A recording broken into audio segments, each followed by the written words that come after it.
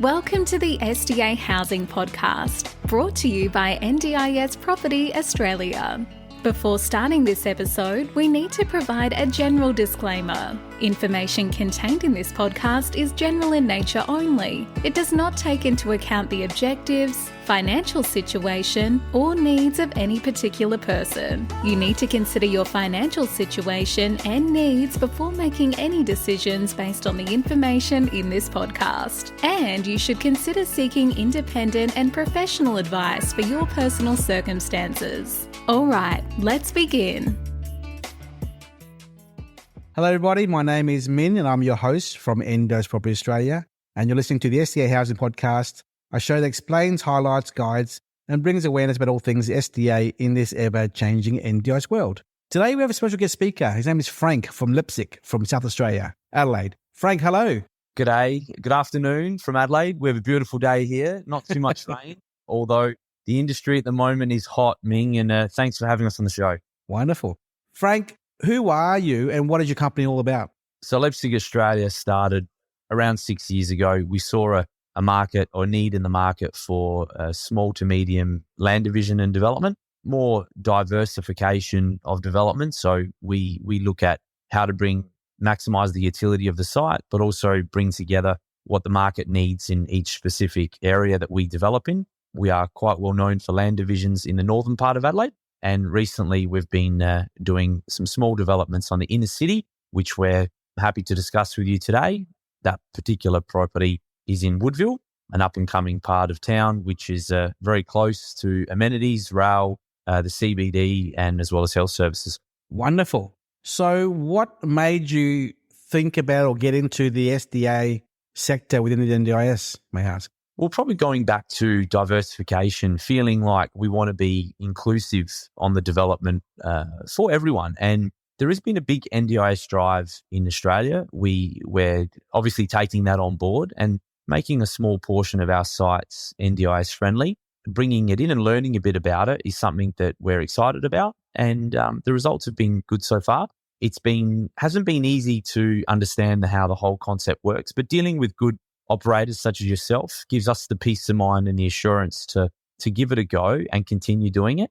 But inclusion's probably one of the big points. We're aware that the market needs to be inclusive for all. And, if you're doing a development, 10 or 15 or 20% of it should be allocated for everyone's needs, I suppose. So when you started out, you and your team, what were the challenges you had as a small developer getting into this new space? Understanding it. There's a lot of bad advice out there, and working with good people and understanding the process is the main thing. As you know, we had an approval on a site. We went through a redesign. We had to get another approval, and we're doing our third redesign at the moment on this particular site in Woodville. I suppose if we had known this at the start and we'd worked with an organisation at the start of the DA phase and the conceptual side of the phase there, we would probably would have short-circuited the DA approval. That's the learning curve. So I suppose understanding the whole process from the start has been something that we're accustomed to now. Took a little bit of time to get used to, understanding the different types of housing available and the market for those houses. And you've given us enough support in that particular field to be comfortable with the product that we've managed to get approved. Gotcha. Have you done enough DD or due diligence on your end, looking at other market competitors, developers trying to get into the SDA space in Adelaide? And do you feel like it's oversaturated or still immature? Where is the market at in Adelaide for you? Well, we at the moment, I'd say that we wouldn't exhaust doing DD on other developers, because the market is of such that if your product is quality, you're dealing with the right people, you have a new house, I think there is enough demand in general for an inclusive product to be acceptable to anyone. Now, if that particular product we construct is available and meets the standards of SDA housing, then that's even better. But let's face it, anyone can live in it, and that's why it's a good product. So I don't think saturation is a point that we would look at right now as a problem. I think if you look at potentially looking into the future, if everyone was to put 5 or 10% of their properties in the market space, with SDA housing. They probably could, but I think we're a long way off that. And, the general consensus of people we talk to is that there is definitely a market for it, and new quality product is probably the one. Yes, I totally agree. So speaking about your products, tell me more about this ALMA TERRACE Woodville location, the project firstly, and then the location second, please. Yeah, so the location, Woodville's around about 7 kilometres from the CBD, down a main arterial road we called Port Road, which was one of the first roads established when Adelaide was settled. It's an old port, the Port of Adelaide. The road goes from Port Adelaide to the centre of the city. We're about halfway down there. And geographically, I suppose it's a very important spot. It's right next to our Queen Elizabeth Hospital, which provides healthcare for everyone within that sort of 5 to 6K range. It's also 7 kilometres from the CBD brand new Royal Adelaide Hospital, which I still believe is the most advanced hospital in the world at this point. It was the most expensive project in the world when it was getting constructed. It got completed 2 years ago, and it's close by. So Adelaide has a smaller population, but it's definitely investing in the right parts of health. This site is around about 1,300 square metres in size. It's got car parking external. It's got 12 apartments. The 12 apartments are over 3 floors, the bottom floor, the middle floor, and the top floor, all having a very similar design. Some have larger balconies than the other. It's got a medium spec, so not really an entry-level spec. What we mean by that is the footprint is not overly large. It's accommodating for us to include good quality fixtures and fittings, which we always do. And we feel that the price point in the marketplace is about right for an entry-level apartment as well as SDA housing. So obviously the SDA housing comes at a slight premium because there is some extra work we have to deliver in order to make it compliant, but it's not over the top. We feel that the price point is definitely in the marketplace to sell. Frank, as I told you face-to-face a few months ago when I met you in Adelaide, the price being $542,000 absolutely is one of the best prices in Australia for a fully accessible apartment for the NDIS. But before we go on that topic, I want to go back a little bit. You mentioned the Queensland Elizabeth Hospital being one of the best in the world. Being participants in these apartments, they would very much appeal to the topic of an upmarket brand new hospital. Why is this as you claim, one of the best hospitals in the world? Why? Well, so the Royal Adelaide Hospital, being newly constructed, it's in the centre of our city. It's going to be accompanied by a craniofacial hospital and a brand new women's and children's hospital. So the South Australian government has made leaps and bounds into specialising into health. We have a street called North Terrace that runs that separates the northern part of Adelaide and our city. So it sits on the northern side along the river. That particular street is specialising in universities, healthcare, and hospitals. And we have a building there called Shamri, which is one of the leading researchers for cancer in Australia and the world. So I think we're positioning ourselves as a state to be specifically health related. We need a point of advantage for people to invest.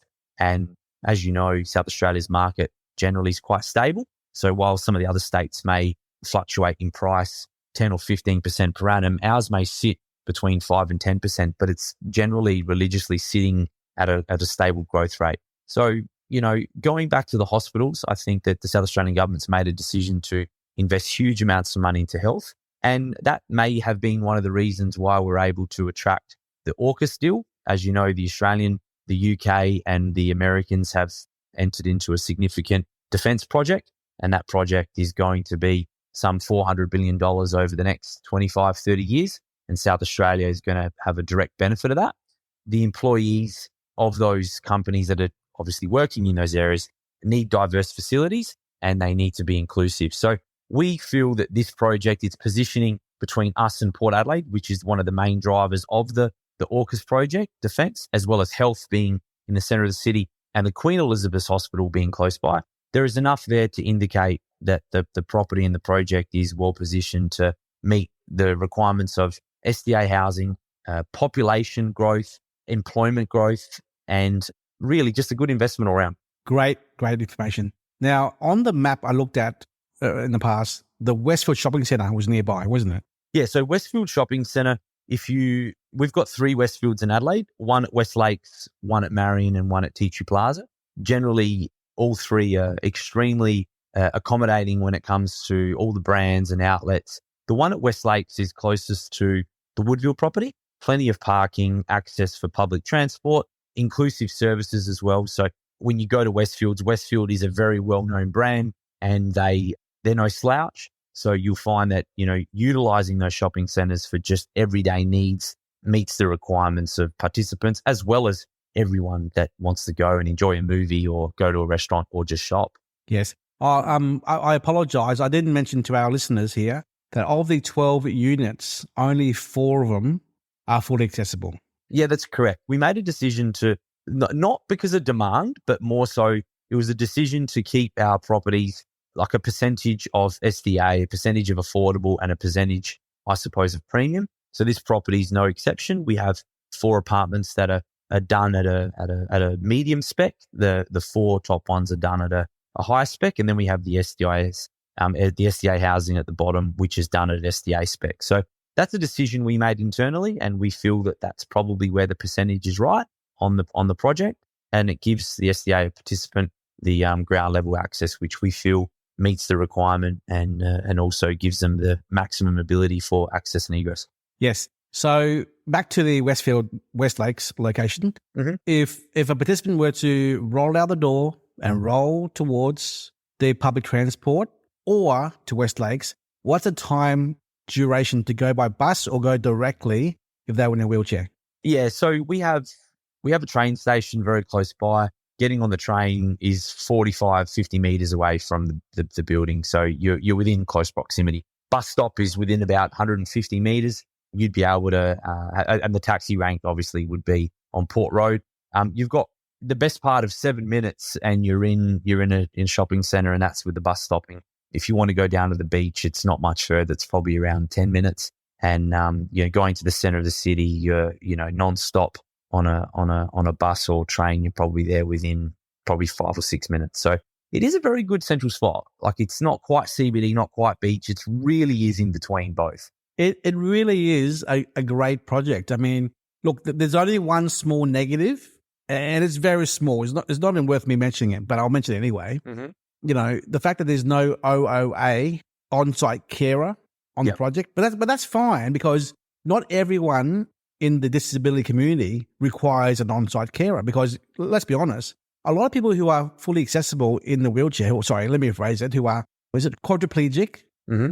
they have their own car, they go to work by themselves, they come home, they cook by themselves. They don't need anyone by their side to do everything for them. So they're quite capable to live on their own without having a carer. I mean, they might have a carer 3 to 5 hours, here and there, but they don't need anyone 24/7 as a high needs person. So as part of inclusivity and being part of a community, being in the 12 units and only 4 being fully accessible, being so close to the shopping centre, the trains, the bus stops, it is a very ideal property for a participant to live in. I mean, we think so. And the price point's right, Minh, and you've got to look at, we made the decision to keep those 4 at an entry-level SDA housing. And next time when we understand the process a bit better, we may go to that next level. I agree, not having the availability of the on-site carer does limit our capacity to sell slightly. But I also feel that with the limited amount of numbers on the site, we've managed to, navigate that in the long term. I think we'll be okay. Exactly. And, and people who are disabled and in wheelchairs, they want to be part of a community. They want to be part of the neighbours and the rest of everyone else. They don't need to feel like they are segregated off from the community in any way. And that could occur often in certain complexes where it's 100% participants who are all in disability. But no, if being a developer yourself though, Frank, is there any negative aspects of your design or of your location and of your quality at all, do you think? Or is it a perfect product, or is it? I think nothing's ever perfect. I mean, we do, depending which suburb you develop in is depending whether the services that come past your site are underground. Woodville is an area that's a little bit older, so a lot of the power is above ground. Traditionally around Australia, above ground power is acceptable. You go to Melbourne, Sydney, Adelaide, they're there. But in newer subdivisions, you find powers underground. On the balcony on the 4th floor, or the 3rd floor, when you look out, you have power lines just above eye level. And someone's, ambience, I suppose. But that would probably be the largest, that would probably be the biggest negative impact. And, power infrastructure is one that we can't influence too much. We will put underground power to the building, of course, but the power that runs opposite us that isn't our jurisdiction, we can't touch. Long term, it probably would be put underground. but it's there. It's quite a small negative impact, but it's nonetheless, it is a negative impact, I'd say, the proximity to power line. Gotcha. Exactly. Now, I think a positive on your site is the fact that it's on ground level. Ground level means there's a bit of space in the yard. Can you tell us more about the yard space and the sizes and everything inside and outside, please? Well, they're small little courtyards, I suppose. There's not a huge amount of space on the balconies on the middle and top floor, but on the ground they've got a small courtyard, easy maintenance. If they wanted to have a small pet or something like that, I'm sure that would be okay. I suppose that's a matter for strata management to look at, but it does give the ability for the participant to, have a barbecue or have people around, and, all of that will be accommodated, and it'll all be, like I said, very easy maintenance. They won't have to, do too much to maintain their little space that they'll have. Gotcha. And how much in square meterage is the small courtyard? I don't have the measurement on me at this point in time. I don't have the plan on me, but it's, like I said, it's enough to have a small gathering and a few people around. There'll be a common area for bins, that will get picked up once a week, and the recycle once a fortnight. So all those things will be planned and managed to meet the requirements, I suppose, of a strata corporation. I believe the fees and all that have been generated by our real estate agent. So those are available if anyone wants to, find out what they are. So prior to doing a project like this, we put all that together. So insurance, what the strata fees will be, the sinking fund, all of that has been thought about. So the participant can rest assured that they're going to know where they are financially every month and every quarter when those contributions are required to be paid. They're not over the top, but they are essential. So we want to know that our investors that are buying a property or the SDA participant knows where they are financially. Do you know what the body corporate rate is per unit, fully accessible ones? Yeah. So the body corporate rate, again, I don't like quoting figures on the spot because they're carefully considered, and I have all those available. So if any participant wanted to get them, I can get them for them, for those participants. But yeah, they are carefully considered, and I don't like just guessing them, but I know that a lot of work goes into them. So the fees, the cancer rates, the sinking fund contributions, they are all available. So maybe something that you can, if someone wants, we can send that out to them, but I'll make sure you get that information for your potentials. Yeah, sure. So where are we at with DA, construction start, construction finish, estimated settlement? Yes, at the moment we're sitting with an approval for the site. We are just waiting for certification on some of the changes we've made, which will be done by our engineer and then our building certifier. And at that point, it goes to funding, and then at funding we look at construction from there, 9 to 12 months. So we're probably within a 15-month window to 18 months to delivery and occupancy if everything goes smooth. The timing of the project is interesting now, with the first homeowners grant getting extended, along with the stamp duty abolishment, is a huge plus for anyone that's either secured one of these or going to. So they will be tens of thousands ahead by entering the market.